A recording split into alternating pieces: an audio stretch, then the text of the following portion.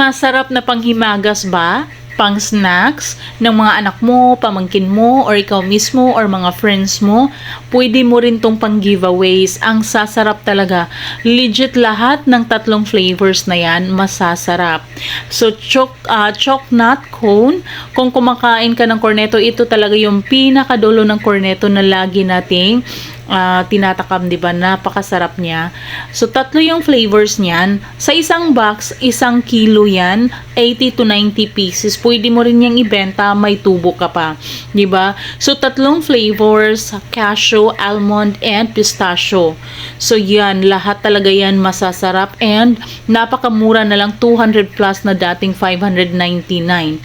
Diba? Pwede yung pambaon sa school. May nagbibenta sa amin yan. Malapit sa school. Lagi siyang sold out. Masarap naman talaga kasi pwedeng ilagay sa ref, pwede ring hindi. So kung ako sa inyo, i-click nyo na yung yellow basket para maka-order kayo. Masarap talaga.